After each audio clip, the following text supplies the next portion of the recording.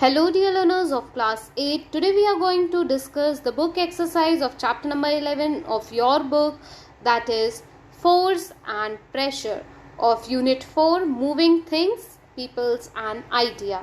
So the very first exercise here is get ready exercise. In this exercise you need to identify the actions such as push, pull or both. इस exercise में आपको क्या करना है, आपको identify करना है एक्शंस जैसे कि पुश, पुल और दोनों ही पुश और पुल, राइट। तो ये एक्सरसाइज बेटा खुद से आप कर लीजिएगा। एक दो एग्जांपल मैं आपको बता दे रही हूँ। जैसे ये जो है बॉय क्या कर रहा है, यहाँ पे पुश कर रहा है बॉल को, ठीक है।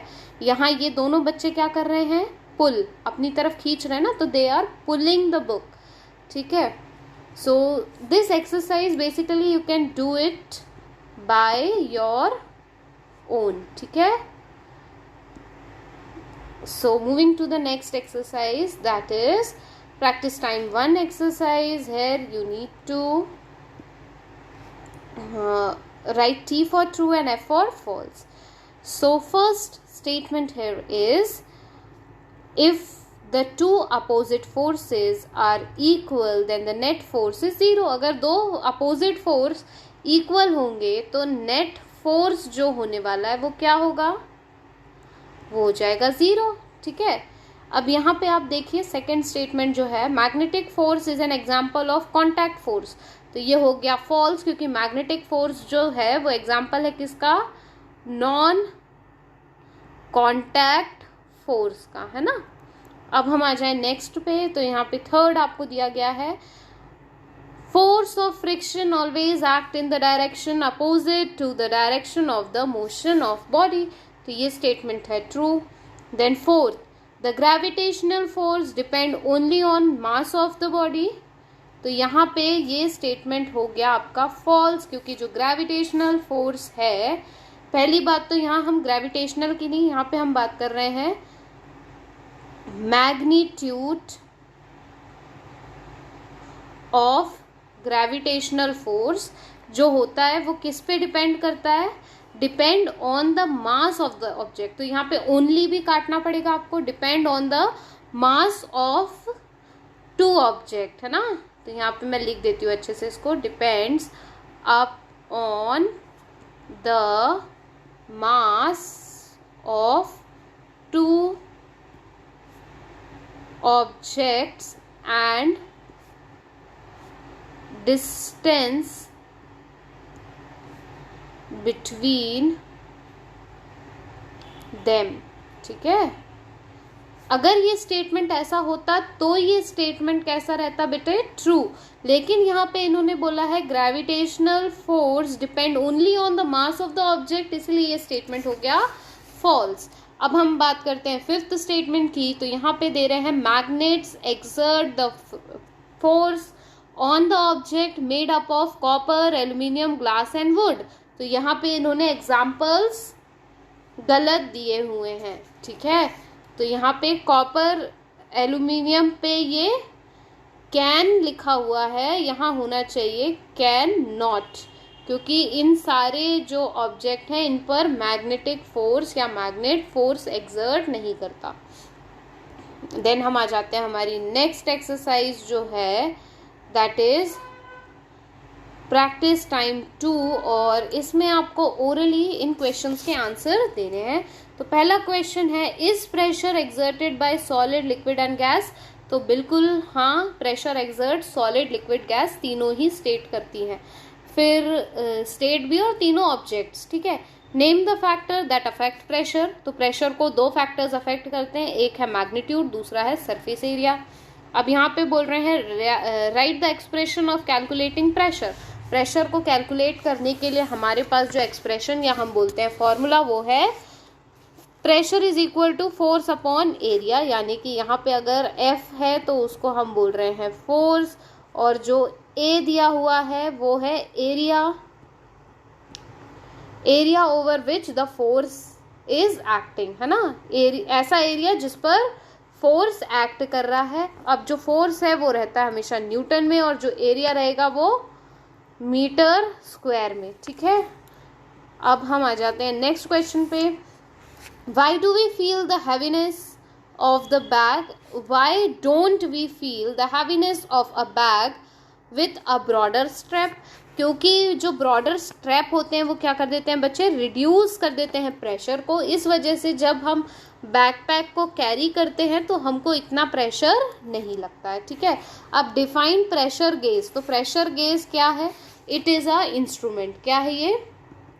इंस्ट्रूमेंट है। किस चीज का इंस्ट्रूमेंट है? मेजर करने के काम आता है प्रेशर ऑफ लिक्विड को, है ना। Instrument use to measure the pressure of liquid. अब हम आ जाते हैं नेक्स्ट, हमारे पास क्या है जो आपकी मेन एक्सरसाइज होती है back of the chapter, that is tick the correct answer. तो पहला क्वेश्चन है, two forces are acting in same direction, the resultant force will be the sum of the forces. अगर एक फोर्स है ए, दूसरा है बी और दोनों एक ही डायरेक्शन में एक्ट कर रहे हैं तो रिजल्टेंट फोर्स क्या होगा? ए प्लस बी, यानी कि इन दोनों का total, sum of A and B. अब second, which of the following depend on the magnitude as well as the direction? Magnitude और डायरेक्शन पे क्या डिपेंड करता है? Force. Third, a horse pulls a cart by applying the force, which force is it? एक horse है जो एक cart को पुल कर रहा है तो वो फोर्स कौन सा होगा? Muscular force. Then fourth, which force comes into play during the fall of an object from the height? तो ग्रेविटेशनल फोर्स। अगर कोई ऑब्जेक्ट है आपके पास, सपोज ये एक ऑब्जेक्ट है, ये अगर नीचे की तरफ फॉल कर रहा है एक हाइट से, तो यहाँ कौन सा फोर्स एक्ट करेगा? Gravitational force. Then 5, among the following is the SI unit of pressure? Pressure की एसआई यूनिट क्या होगी? Newton metre square, newton per metre square. Okay, fill in the blanks. First, in the opposing force are equal, then the net force is always 0. अगर दो force हैं opposite direction में और equal हैं तो यहाँ पे रिजल्ट क्या होगा? या नेट फोर्स क्या होगा? हमेशा 0। ठीक है। Second, the change either in the speed or the direction of the motion of an object is known as the change in the motion of an object. Third, the force that act against the motion of the body and bring them to the rest is called frictional force. Fourth, change of the state of an object can only happen if force is acting on it.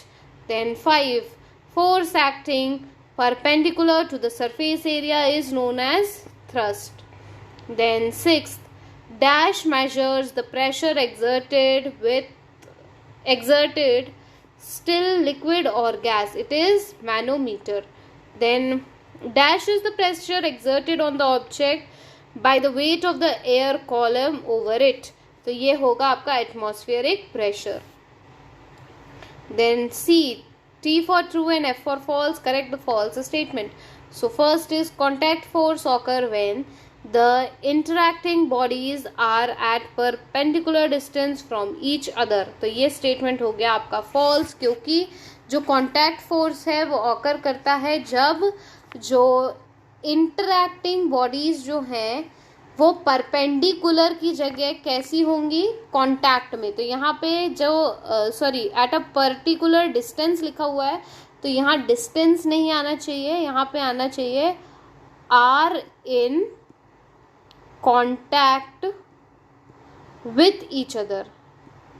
ठीक है, तब ये statement आपका true होगा, नहीं तो ये false हो जाएगा। ठीक है, अब हम सेकेंड स्टेटमेंट की बात कर रहे हैं। A magnet has an invisible field of magnetic force around it. तो ये स्टेटमेंट हो गया true. Third, like poles of two different magnet attract each other. तो ये क्या है? लाइक पोल की बात कर रहे हैं यहाँ। तो लाइक पोल अट्रैक्ट करते हैं क्या? नहीं। कौन से पोल अट्रैक्ट करते हैं? टू डिफरेंट पोल्स अट्रैक्ट करते हैं, लाइक पोल अट्रैक्ट नहीं करते। जो अट्रैक्ट वर्ड है इसको आप चेंज करके क्या कर देंगे? इसको आप लिख दीजिए अट्रैक्ट की जगह यहाँ पे रिपल। तब जाके ये सेंटेंस सही होगा। तो ये सेंटेंस हो गया like pole of two different magnet repel each other. तो अब ये सेंटेंस करेक्ट है, अदरवाइज ये जो सेंटेंस यहाँ लिखा हुआ था वो था false. Fourth, if we increase the thrust pressure will decrease. तो ये स्टेटमेंट भी आपका फॉल्स है, क्योंकि अगर आप थ्रस्ट इंक्रीज करेंगे तो प्रेशर कैसा होगा, डिक्रीज ना हो करके यहाँ पे प्रेशर भी आपका इंक्रीज हो जाएगा। ठीक है। Then bromine is filled in U shaped gas tube और मोनोमीटर। तो ये हो गया फॉल्स, क्योंकि यहाँ पे ब्रोमीन नहीं फिल करते, हम फिल करते हैं मर्क्यूरी को, है ना। 6, as we go higher and higher the atmospheric pressure increase। तो ये स्टेटमेंट जो है ये हो गया फॉल्स यहाँ पे, क्योंकि एटमॉस्फेरिक प्रेशर इंक्रीज नहीं होगा, एटमॉस्फेरिक प्रेशर जो है यहाँ पे डिक्रीज हो जाएगा। सो डियर स्टूडेंट्स, यहीं पे ये चैप्टर एक्सरसाइज हो गई and thank you. Stay connected to Science Wise. If you have any doubt, you can ask your doubt in comment section.